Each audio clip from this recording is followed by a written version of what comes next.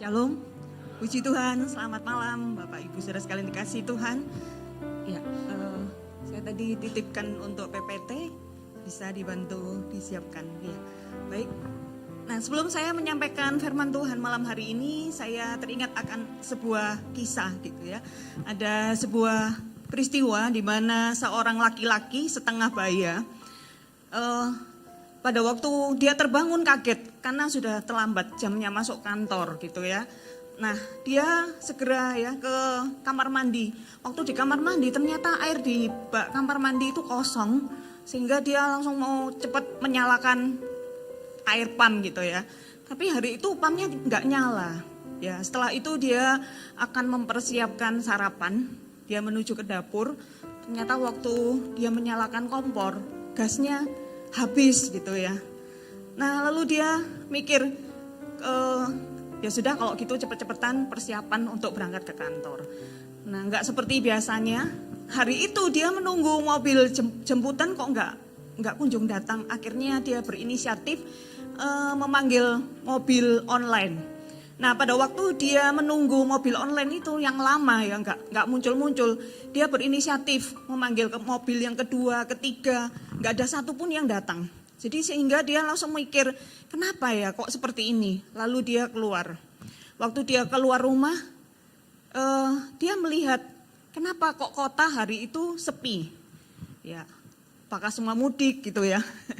Lalu tidak lama kemudian ada seorang yang tergopoh-gopoh menyampaikan pesan bahwa hari ini semua penduduk kota mendapatkan hadiah dari wali kota, yaitu setiap orang mendapatkan 1 juta US dollar. Ya, wah luar biasa gitu ya. Makanya hari itu tidak ada satupun orang yang mau bekerja. Nah, nggak lama kemudian dia siuman. Ternyata hanya mimpi. Ya. Nah, lalu yang terjadi sesungguhnya, dia cepat-cepat ya berangkat ke kantor, ya dia mandi, air di bak mandi ternyata udah tersedia gitu ya, karena memang semalam udah dipenuhin airnya, dia persiapan makan, nyiapkan sarapan di dapur. Akhirnya dia berangkat. Hari itu dia lebih bersemangat dari biasanya, karena dia tahu lebih baik situasi normal gitu ya, daripada yang tadi dia kebingungan semua kok nggak lancar gitu ya, walaupun dia kehilangan 1 juta dolar tadi ya. Nah, namun dia hari itu mensyukuri karena dia masih bisa beraktivitas. Nah, hari ini kita mau belajar tentang satu hal yang disebut sebagai sebuah kebahagiaan. Ya. Nah, Bapak Ibu Saudara sekalian dikasihi Tuhan, banyak orang mencita-citakan tentang sebuah kebahagiaan. Ya, jadi kalau bisa hidup ini semuanya lancar ya. Nggak perlu ada air mata, kesedihan, penderitaan, sakit penyakit gitu. Tapi ketika ada penderitaan, orang mulai bertanya kepada Tuhan, Tuhan kenapa? Kalau Tuhan itu baik, kenapa Tuhan mengizinkan penderitaan? Kalau aku ini orang yang saleh, kenapa orang-orang saleh juga Tuhan izinkan mengalami masalah? Gitu. Nah, sehingga akhirnya ada sebuah pertanyaan, di mana Tuhan ketika orang-orang saleh, orang-orang yang mengasihi Tuhan itu mengalami masalah, bahkan penderitaan.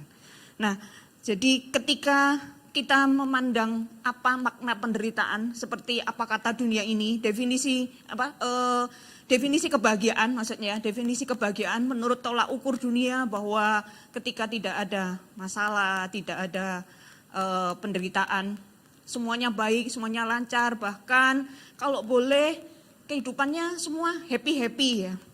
Tidak ada satu orang pun yang tidak ada pergumulan hidup gitu kalau bisa gitu ya. Lalu orang yang disebut berbahagia itu ketika dia hidupnya mapan, serba berkecukupan, semuanya serba pribadi. Punya rumah pribadi, mobil pribadi, bila perlu helikopter pribadi juga gitu ya. Nah, lalu apakah seseorang itu juga pengen mencita-citakan kalau bisa punya kedudukan yang tinggi, ya punya segalanya yang dibutuhkan gitu ya? Apakah itu tidak boleh? Boleh saja gitu ya, boleh saja. Tapi yang disebut kebahagiaan yang dikatakan oleh surat Yakobus tidak hanya itu saja. Ya, kita akan belajar tentang apa yang disebut sebagai kebahagiaan yang sejati. Ya, kita akan lihat di dalam Yakobus pasal 1 ayat 2 sampai yang keempat. Yakobus pasal 1 ayat 2 sampai yang keempat. Ya, di situ saya tuliskan dengan ada yang warna-warna biru itu ya. Yang warna biru itu mau saya kupas sekilas-sekilas dalam teks bahasa aslinya. Ya, kita akan membaca bersama-sama ya Bapak Ibu Saudara yang dikasihi Tuhan. 2, 3. Saudara-saudaraku, anggaplah sebagai suatu kebahagiaan apabila kamu jatuh ke dalam berbagai-bagai pencobaan. Sebab kamu tahu bahwa ujian terhadap imanmu itu menghasilkan ketekunan. Dan biarkanlah ketekunan itu memperoleh buah yang matang, supaya kamu menjadi sempurna dan utuh dan tak kekurangan sesuatu apapun. Amin firman Tuhan. Ya. Nah, jadi di situ yang pertama dikatakan anggaplah sebagai suatu kebahagiaan. Padahal sebenarnya bukan kebahagiaan gitu ya, tapi anggaplah gitu ya. Kenapa dianggap sebagai sebuah kebahagiaan? Bahkan di situ dikatakan apabila kamu jatuh ke dalam berbagai-bagai pencobaan. Kenapa itu dianggap sebagai kebahagiaan? Bahkan di situ disebutkan memakai istilah kara. Ya, kara. Ya, next slide. Ya. Kara di situ adalah artinya sukacita yang meluap-luap. Jadi bukan hanya sekedar bahagia, rasa senang gitu ya, tetapi sukacitanya meluap-luap. Nah, ini sesuatu yang paradoks. Ya, paradoks dengan tolak ukur yang tadi tentang kebahagiaan. Kenapa? Nah, karena di situ dikatakan bahwa dari segala yang terjadi ketika ada yang disebut sebagai peirasmos. Peirasmos itu di situ tadi disebutkan adalah pencobaan gitu ya. Ketika menghadapi peirasmos itu yang artinya tantangan, kesulitan eksternal, kesulitan dari luar. Nah, ketika menghadapi itu, maka kita ini diminta untuk tetap memiliki sukacita yang meluap-luap. Nah, itu kan rasanya mustahil. Ya, kenapa bisa demikian? Karena di situ dikatakan itu semua nantinya akan menghasilkan ketekunan dan sampai pada akhirnya menghasilkan segala hal yang baik sehingga kita tidak akan pernah kekurangan sesuatu apapun. Ya, jadi dari yang ayat yang kita baca tadi pasal 1 surat Yakobus ayat 2 sampai ayat 4. Nah, jadi ketika di situ dikatakan bahwa kita seharusnya berbahagia, padahal tidak ada alasan untuk berbahagia. Bapak Ibu yang dikasihi Tuhan, kalau tadi di awal yang bagian slide awal saya sebutkan ada kelompok masyarakat Hunza namanya di lereng pegunungan Himalaya. Ya, mereka itu orang-orang yang jauh dari keramaian kota gitu ya, jauh dari hiburan. Kalau kita kan biasa sekarang ini wifi gitu ya, itu sebagai sebagai sebuah kebutuhan gitu ya. Sehingga orang kalau misalnya contohnya ke restoran gitu ya. Ke restoran itu ketika tanya ke pelayan itu bukan tanya menu apa yang andalan di sini gitu ya. Kalau dulu kan cuman itu ya. Sekarang Mbak passwordnya berapa ya? Passwordnya apa gitu ya kan. Karena apa? Dimanapun kita berada kita membutuhkan akses internet gitu ya. Karena itu menjadi sebuah kebutuhan. Nah, untuk penduduk yang di lereng gunung bagaimana? Apakah mereka punya akses untuk internet? Untuk mereka bisa menikmati hiburan, bisa nge-mall dan sebagainya. Mereka enggak mengalami itu semua. Tapi mereka ketika diteliti, mereka relatif lebih bahagia daripada orang-orang yang hidup di perkotaan. Kenapa? Ternyata tingkat stresnya rendah. Karena mereka orang yang secara ini ya, mereka kehidupannya jauh dari polusi misalnya ya. Makannya sayur-sayuran yang ditanam di daerah pegunungan, yang lereng pegunungan gunung berapi itu kan ini ya malah tanahnya subur, makanannya makanan yang sehat gitu ya. Kemudian selain itu mereka juga lebih nerimo, ikhlas gitu ya, legowo gitu ya. Lebih ikhlas menerima apa saja yang terjadi di dalam kehidupannya. Nah, itu ternyata kunci untuk mereka tuh disebutkan umurnya rata-rata umur panjang 120 sampai 140 tahun. Nah, itu juga yang ditemukan oleh rekan saya ketika di lereng Gunung Merapi gitu ya, ada penduduk yang tinggal di sana diwawancarai, mereka rata-rata umurnya panjang dan konsep kebahagiaan bagi mereka itu sederhana saja. Ya, bahagia bagi mereka adalah ketika mereka bisa mensyukuri hidup, ketika mereka bisa melihat hal-hal yang kehidupannya dalam perspektif yang baik gitu ya. Nah, bagaimana dengan tolak ukur cara pandang kita tentang kebahagiaan itu menentukan apakah kita itu bahagia atau tidak. Ya, konon menurut penelitian kebahagiaan seseorang itu ditentukan dari bagaimana dia merespon segala sesuatu yang terjadi di dalam kehidupannya. Kemarin beberapa hari ini saya menangani ya konseling gitu ya, kasus-kasus yang bahkan konseli saya itu orang-orang non-Kristen gitu ya. Nah, mereka ketika mengatakan tidak bahagia gitu, padahal punya segala sesuatu yang berkelimpahan. Mereka hidupnya mapan, tapi mengatakan tidak bahagia.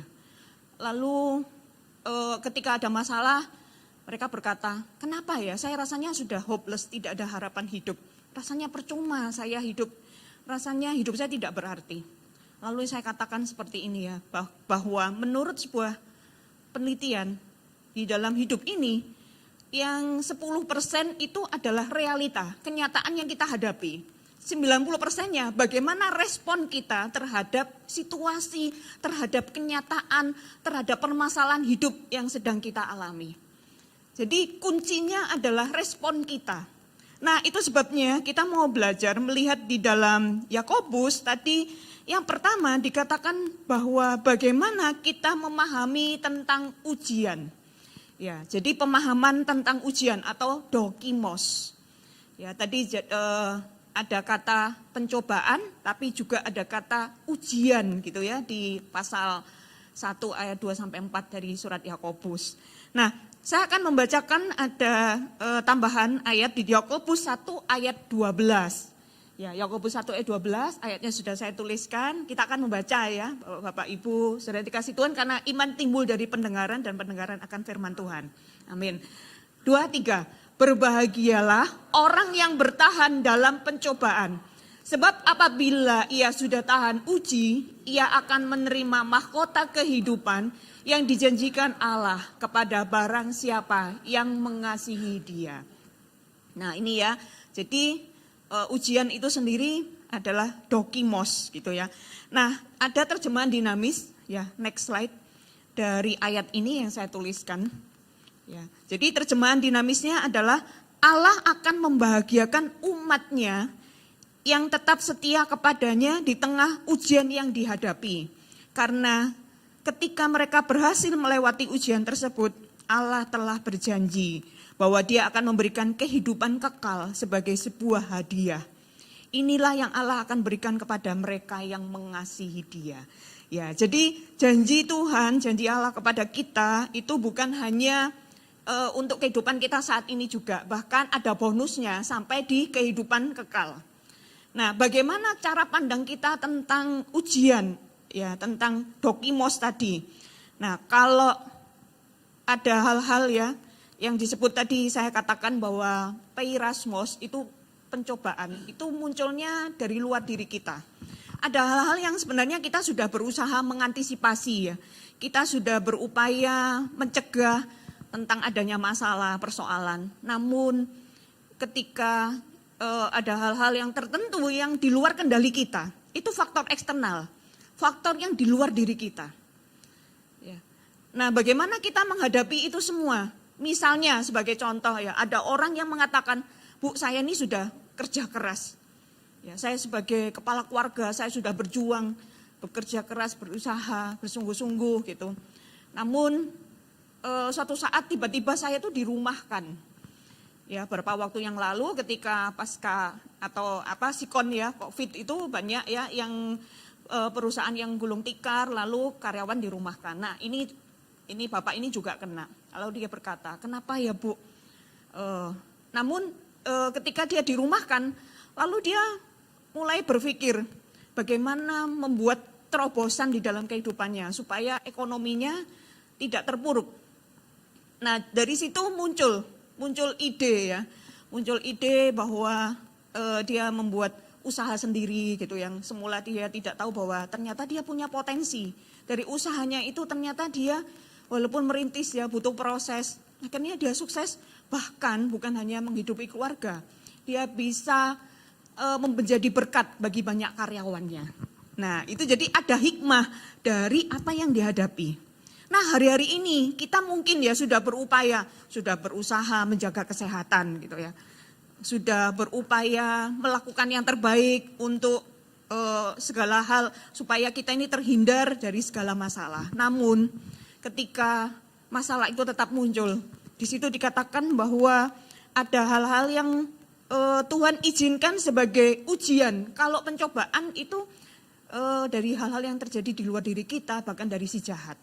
Tapi kalau ujian, kadangkala Tuhan mengizinkan kita diuji untuk kita memiliki pembesaran kapasitas, untuk kita naik ke next level.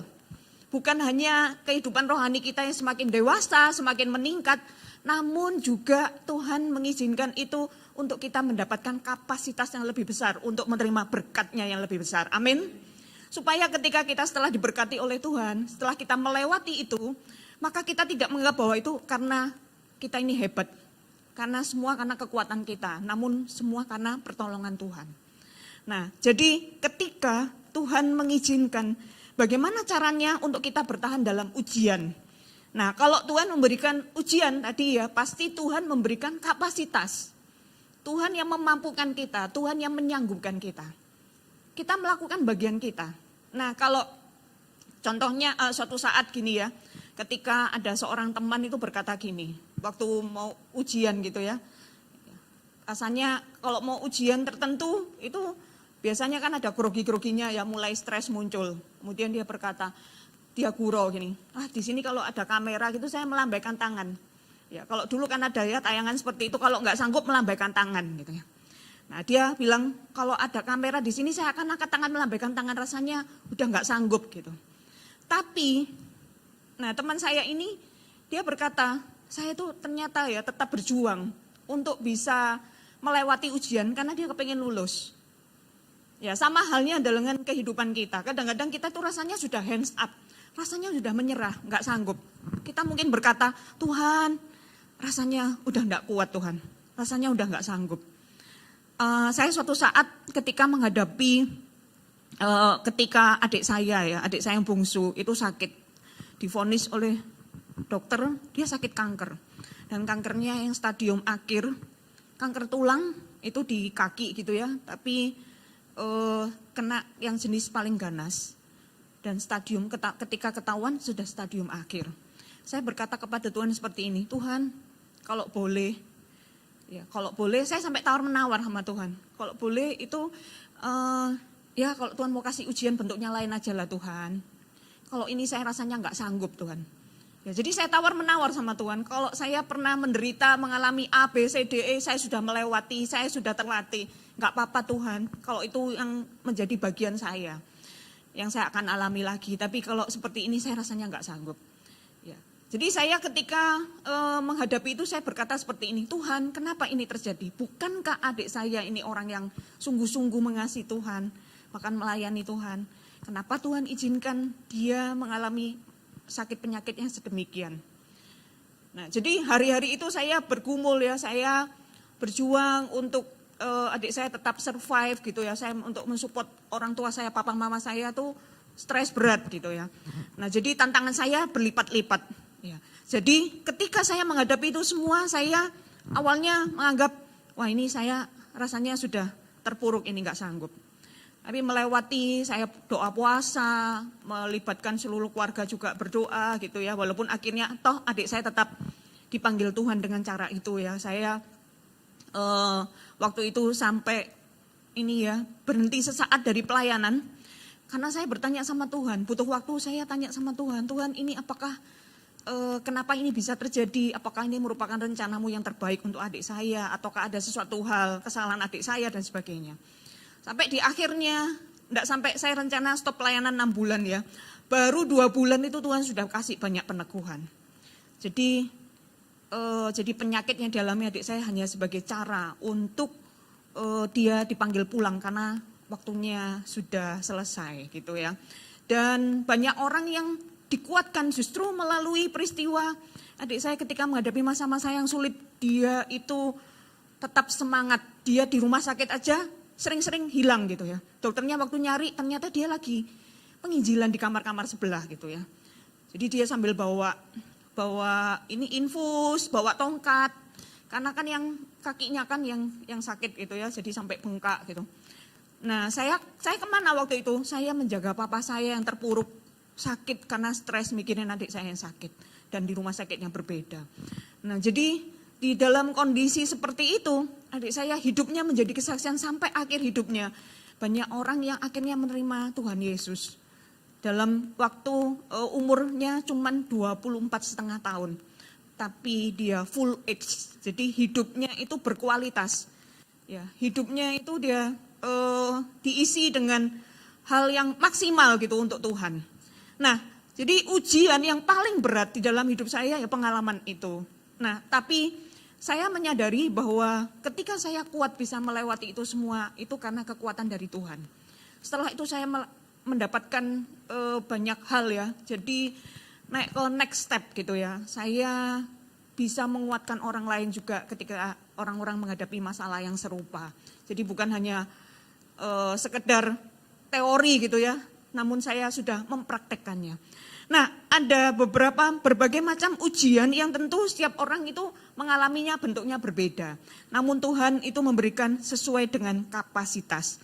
Nah, jadi ketika kita menghadapi ujian, tantangan, masalah atau kesulitan hidup, kita ini dia perhadapkan pada pilihan. Apakah kita ini menganggap itu sebagai sebuah proses untuk kita mengalami kebaikan Tuhan, semuanya mendatangkan kebaikan, atau membuat diri kita ini semakin tawar hati, ya, semakin menjauh dari Tuhan, atau membuat seakan-akan kita ini orang yang paling menderita, seakan-akan sudah madesu gitu ya, masa depan suram, tidak ada harapan. Nah, itu pilihannya ada pada kita. Nah, jadi setiap kita ketika menghadapi proses persoalan, itu ketika Tuhan mengizinkan ujian, maka kita akan, kalau kita setia melakukan bagian kita, Tuhan akan melakukan bagiannya. Amin. Untuk naik kelas, ya tentunya sesuai dengan kapasitasnya ya. Jadi kalau orang mau ini lulus SMP gitu ya, pasti ya soal ujiannya ya ujian untuk anak SMP gitu kan. Yang SMA juga sesuai dengan kapasitasnya untuk level SMA. Nah, jadi ketika seseorang itu mau lulus, dia butuh proses gitu ya, proses menghadapi melewati ujian itu sampai tuntas. Demikian juga dengan kehidupan kita. Nah, bagaimana kita ketika kita menghadapi proses itu, apakah kita tetap mengandalkan Tuhan atau kita mulai merasa kita justru meninggalkan Tuhan karena kita mulai kecewa, mulai menganggap bahwa Tuhan itu sepertinya tidak adil. Kenapa saya sudah setia kok mengalami ini gitu. Jadi itu pilihannya ada pada kita. Tapi Tuhan merindukan, menghendaki supaya ketika kita menghadapi ujian itu, maka kita menghasilkan poin yang kedua adalah ketekunan. Jadi yang pertama, kunci untuk kita bisa berbahagia adalah tentang bagaimana cara pandang kita tentang ujian tadi ya. Yang kedua, bagaimana cara pandang kita tentang ketekunan. Ya, karena ujian terhadap imanmu itu menghasilkan ketekunan kan tadi ya. Nah, kata ketekunan di situ yang menarik memakai kata hupomone. Ya, hupomone. Ada yang melesetkan kayak opomane gitu ya. Itu bahasa Jawanya ya. Jadi untuk mengingat-ingat ngapalkannya gitu ya, hupomone ya. Nah, jadi hupomone itu berbicara tentang ketekunan. Bagaimana ketika itu juga bisa bermakna ketabahan. Ya, tabah. Kemudian juga bagaimana definisi hupomone itu gini, tetap tegak di tengah kesulitan, di tengah tantangan, di tengah tekanan hidup. Ya, itu hupomone.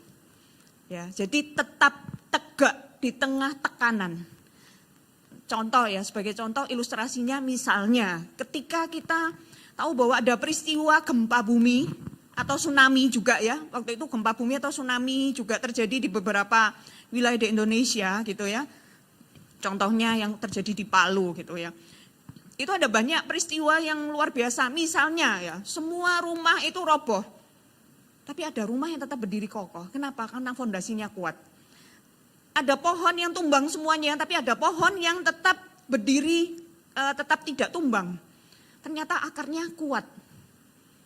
Nah, jadi yang disebut hupomone itu seperti itu, di tengah badai gitu ya, di tengah tantangan, tekanan, itu tetap berdiri teguh, kokoh. Kenapa? Karena berakar kuat.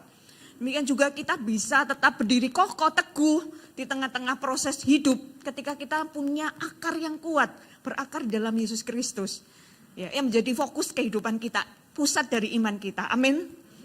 Nah, Bapak Ibu yang dikasihi Tuhan, selain itu, ketika kita berhadapan dengan istilah hupomone ini, kalau saya gambarkan ada satu istilah secara psikologis gitu ya, ada istilah yang namanya resiliensi. Ya, resiliensi itu gini ya, seperti sebuah per, kalau kita nulis pakai pulpen gitu ya, ada pernya gitu ya. Nah, pernya itu ketika ditekan kan mantul ya.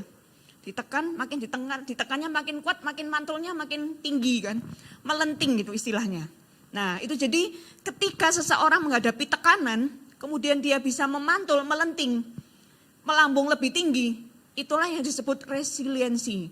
Ya, ketangguhan, ketabahan, kekokohan. Nah, itu jadi Tuhan mengharapkan ketika kita itu menghadapi banyak tekanan, kesulitan hidup, tantangan, makin ditekan itu makin melenting, melambung lebih tinggi. Amin. Jadi bukan ketika ditekan makin kita tambah ini ya kan, tambah terpuruk gitu. Namun Tuhan menghendaki supaya kita ini makin melambung tinggi, makin menuju tingkatan kehidupan kedewasaan iman yang semakin penuh di dalam Yesus Kristus. Nah, itu sebabnya kita membutuhkan kekuatan dari Tuhan, walaupun kita kadang-kadang rasanya sudah kepingin menyerah, gitu ya, rasanya tidak sanggup. Karena dalam hidup ini kita ini berproses, ya. Jadi proses itu yang membawa kita untuk semakin lama kita belajar untuk semakin kuat. Jadi ada banyak pengalaman perjalanan hidup kita di masa lalu yang menjadi kekuatan kita untuk kita berharap, tetap berharap pada Tuhan hari ini. Kenapa? Kalau Tuhan sanggup menolong kita di masa-masa yang sudah lewat, saat ini pun Tuhan tetap sanggup menolong kita. Amin. Nah, itu yang jadi harapan yang Tuhan kehendaki di dalam hidup kita, bahwa kita ini menjadi orang-orang Kristen yang semakin kuat, semakin teguh, semakin kokoh. Ya, jadi itu pemahamannya tentang ketekunan. Nah, untuk tekun itu tidak mudah, ya. Mudah untuk diucapkan tapi tidak mudah untuk dilakukan. Ya, tekun itu butuh proses, tidak bisa orang disebut tekun itu ketika belum melewati proses. Ya, orang yang sudah tekun, tabah itu berarti sudah keluar, berhasil melewati tantangan, berhasil menang atas persoalan. Ya, jadi itu seperti yang ketika seseorang itu sebagai atlet gitu ya, atlet pelari gitu yang digambarkan ilustrasi di dalam Alkitab, bahwa ketika atlet itu untuk mencapai garis finish, maka dia butuh stamina yang kuat, butuh keteguhan hati untuk mencapai garis finish. Nah, ini cerita sedikit ya. Jadi yang lalu ketika kami berempat ya, saya tuh dulu waktu muda itu biasa bersepeda, ya, ke sekolah naik sepeda gitu ya, kemanapun naik sepeda. Bahkan ketika saya sudah ngajar gitu ya, sudah ngajar di STAS gitu ya, waktu itu pertama kali saya kan ngajarnya di kampus STAS ya. Nah, itu saya kalau ke pasar naik sepeda gitu, sering ketemu mahasiswa, loh ibu naik sepeda gitu. Saya bilang gini, kalau kampus dekat sama rumah saya akan bersepeda ke kampus, saya enggak gengsi. Ya, karena itu malah sehat gitu ya, selain sehat juga mengurangi polusi gitu. Nah, saya sudah lama enggak goes. Goesnya yang paling yang terakhir kali tahun lalu itu 25 km PP gitu ya. Nah, itu bagi saya sebuah challenge gitu ya. Sudah lama enggak goes, kemudian tangan saya juga sempat ini kan sakit gitu ya. Lalu yang kemarin suami saya memberi challenge. ayo kita goes ke Balai Kota Surabaya. Saya bilang, loh kok jauh loh itu kok. Terus suami saya bilang, wah ini apa samalah idem lah dengan Ken Park gitu ya. Karena yang goes yang 25 km PP itu ke Ken Park, Kenjeran Park gitu. Lalu suami saya bilang gini, wes lah coba saja pasti bisa gitu. Nanti kalau kamu capek kita stop. Ya dari 4 orang itu ya saya yang paling ini ya dijaga gitu. Jadi saya ditaruh di tengah. Depan suami saya, lalu saya, terus di belakang 2 anak saya. Semua naik sepeda sendiri-sendiri. Nah itu waktu di tengah jalan, itu pas panas terik rasanya, waduh rasanya enggak kuat ini. Tapi kan saya mikirnya gini, balai kota, sasarannya ke balai kota. Saya harus nyampe di sana. Oh soalnya apa kok enggak bisa, enggak nyampe gitu. Terus suami saya bilang, mohon kan kamu mantan atlet pelari, ingat dong gitu ya. Ingat kamu mantan atlet, malu lah kalau nggak bisa nyampe gitu. Langsung saya mikir, oh iya ya, saya harus nyampe. Akhirnya nyampe, terus suami saya ngomong gini, tinggal sedikit lagi ya, setiap kali noleh, tinggal dikit lagi yang, ayo cepet, semangat gitu. Ya, jadi itu sudah jarang stop gitu, stop cuma baru sebentar, suruh minum, habis itu berangkat lagi gitu. Jadi stopnya cuma 2 kali, setelah itu sampai di tempat, stop sebentar, balik lagi. Nah itu jadi itu kan ilustrasi kaitannya dengan hal yang jasmani ya. Nah dalam perjalanan rohani kita, kadang-kadang kita ini sudah rasanya mau stop di tengah jalan. Ya, rasanya sudah tidak kuat. Rasanya sudah, ya sudahlah sampai di sini ini sudah hal yang kesanggupan kita yang sudah maksimal gitu. Tapi ketika kita tahu persis bahwa ada tujuan yang Tuhan kehendaki, kita punya visi ke depan bahwa Tuhan itu punya rencana untuk kita ini bukan hanya sampai di sini saja, kita harus menuju ke next level, next step gitu. Itu sebabnya penting hal yang ketiga. Nah, hal yang ketiga itu apa? Cara pandang kita tentang buah yang matang. Karena apa? Tadi di Yohanes pasal 1 ayat yang keempat dikatakan bahwa di situ ada menghasilkan buah yang matang.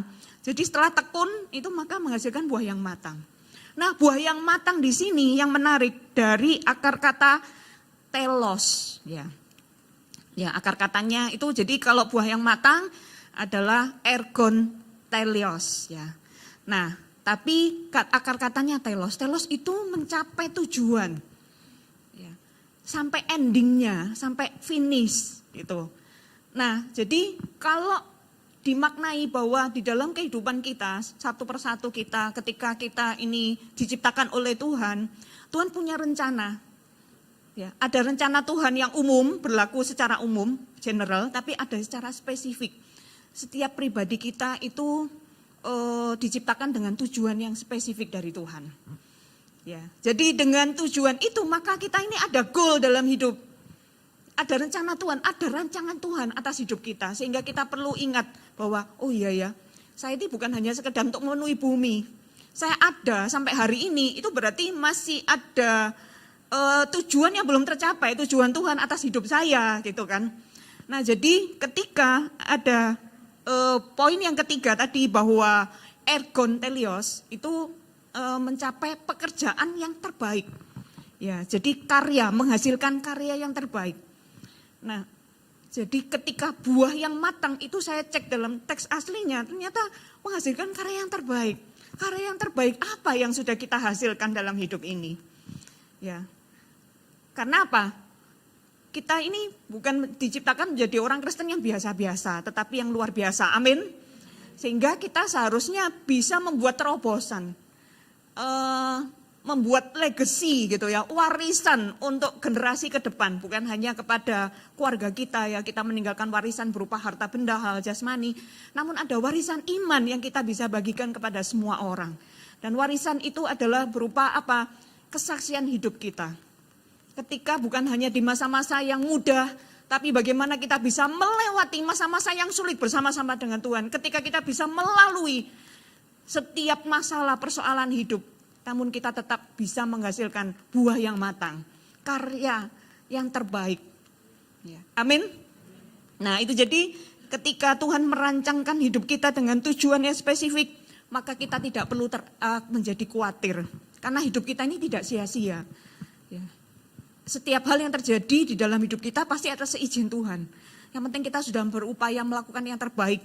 Ya, Tuhan akan melakukan bagiannya bagi kita, untuk kita. Nah, Bapak Ibu Saudara yang dikasihi Tuhan, hari ini kita mau belajar bahwa sampai hari ini, kalau saya di rumah itu seringkali ya, setiap tahun itu kalau belum ada kalender yang bisa disobek itu rasanya belum plong gitu ya. Karena apa? Ya, setiap kali kalau saya lihat kalender itu kan tiap hari bagian saya bagian nyobeki itu ya. Nyobek dari yang tebal tiba-tiba sudah 3/4 sampai akhirnya udah separuh gitu ya. Hari ini kita masuk sudah di bulan April akhir gitu ya. Ya, jadi anak saya bilang, kok nggak terasa ya Mah ya gitu. Oh iya, apalagi mama gitu ya. Bilang gini, mama bertambah tua gitu ya. Tahu-tahu nggak ngerti, tiba-tiba nanti sudah jadi mama ini jadi nenek, jadi oma gitu. Langsung anak saya ketawa. Iya, nggak terasa. Jadi, nah bagaimana setiap saya nyobek kalender itu saya mikir, kalau kalendernya dari tanggal 1 Januari 2023 waktu itu saya mikir, wah ini saya punya target, punya kerinduan untuk pencapaian dalam hidup. Bahkan kalau tahun-tahun sebelumnya seringkali kan kita di akhir tahun kan mengevaluasi apa saja ya yang sudah tercapai. Mungkin ada banyak pencapaian tujuan hidup yang belum tercapai. Sehingga kita perlu merenungkan kembali apa ya penyebabnya, apa yang kurang. Namun bagaimana kita belajar juga mensyukuri untuk hal-hal yang positif, hal-hal yang sudah tercapai dalam hidup ini. Dan semuanya itu karena anugerah Tuhan, pertolongan Tuhan sampai hari ini. Ketika kita masih diberikan kesehatan, kita masih punya nafas hidup, kita diberi kesempatan untuk berkarya, melayani Tuhan, untuk menjadi penguat gitu ya, yang social support gitu, kalau istilahnya social support itu orang yang mendukung orang-orang sekitar kita ya dengan support rohani dan support banyak hal yang kita lakukan. Dan itu sebagai sebuah pencapaian yang perlu kita syukuri. Karena ada sebuah catatan dari Dan Gardner, dia berkata syukur itu selalu berlaku untuk orang-orang yang bisa mensyukuri hal-hal positif dalam hidup mereka daripada mengkhawatirkan apa yang mungkin terjadi. Ya, jadi lebih baik bersyukur ya daripada kita mengkhawatirkan hal-hal yang belum tentu terjadi. Kadang kita ini overthinking istilahnya ya sekarang untuk anak-anak muda mengatakan, terus kamu sih overthinking gitu. Maksudnya berpikiran berlebihan gitu ya. Kekhawatiran yang berlebihan terhadap segala sesuatu yang belum tentu terjadi. Nah, itu jadi bagaimana kita belajar mengelola pikiran kita, mengelola juga supaya kita tidak khawatir terhadap segala sesuatu yang belum tentu terjadi. Namun kita mau lebih memikirkan hal-hal yang positif, hal-hal yang kita sudah miliki di dalam hidup ini gitu. Karena seringkali orang tidak bisa mensyukuri apa yang dimiliki, namun selalu merasa kurang untuk hal-hal yang belum tercapai. Rasanya kok kenapa ya gitu ya. Namun ketika kita belajar mensyukuri, maka kita bisa mengalami mujizat Tuhan. Seperti kata Albert Einstein ya, yang di sini ya, gitu ya, bahwa ada dua cara untuk kita menjalani kehidupan kita. Yang pertama adalah seolah tidak ada keajaiban. Tapi yang kedua, saya pilih yang kedua ya. Yang kedua adalah seolah segala sesuatu adalah keajaiban. Amin. Jadi saya yakin dan percaya Bapak Ibu rekan-rekan yang dikasihi Tuhan bahwa kita mau menjalani kehidupan kita seolah-olah itu semuanya adalah mujizat gitu. Ya, karena setiap langkah dalam hidup kita itu adalah keajaiban Tuhan. Saya ingat ya akhir dari firman Tuhan malam hari ini, saya ingat akan sebuah peristiwa. Ada seorang prajurit yang namanya Ralph ya. Jadi Ralph ini seorang prajurit yang dulunya ada di medan peperangan. Dia itu di tempat yang bagaimana ada ranjau gitu ya. Selalu dia berjalan di ladang ranjau, mengambil gitu ya sisa-sisa ranjau gitu ya. Nah, jadi dia itu setiap kali ada di ladang ranjau, dia tuh melangkahnya sangat hati-hati ya. Ketika dia melangkah bisa melewati ya, aman gitu ya, tidak menginjak ranjau itu, maka dia merasa bersyukur gitu ya, dia masih hidup. Kalau salah nginjak ranjau meledak. tamat riwayatnya. Ya, jadi ketika dia bersaksi ya, ketika dia sudah sekian tahun dia berkarir di bidang itu, dia berkata, kalau saya hari ini masih ada, itu semua adalah keajaiban. Semua adalah mujizat Tuhan. Karena apa? Dia berkata setiap langkah, kalau dia salah langkah, salah menginjak gitu ya, maka bisa meledak, langsung tamat riwayatnya. Dia berkata, dari situ dia belajar bahwa setiap langkah itu adalah mujizat. Ya, amin.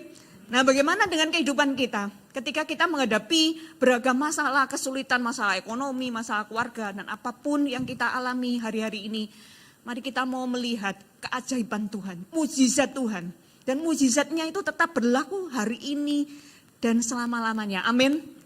Kalau orang berkata, ada orang yang mengatakan, mujizat Tuhan yang disebutkan di Alkitab itu hanya terjadi pada zaman Yesus dan rasul-rasul.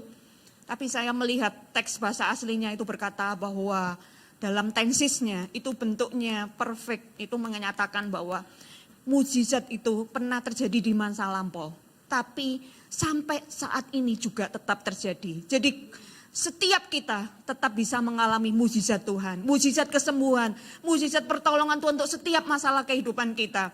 Hari ini saya yakin ketika Bapak Ibu ada di tempat ini berseru kepada Tuhan, ada di bawah kaki Tuhan. Tuhan melihat kesungguhan hati kita. Tuhan ingin kita naik ke next level di mana kita ketika menghadapi ujian, kita tetap menjadi orang yang tekun, orang yang tangguh, tetap kuat di tengah tekanan, bahkan kita semakin ditekan, semakin melambung tinggi menuju ke next level. Bahkan ketika kita di akhir sampai tujuan hidup kita bisa menghasilkan karya yang terbaik sebagaimana Tuhan kehendaki. Amin.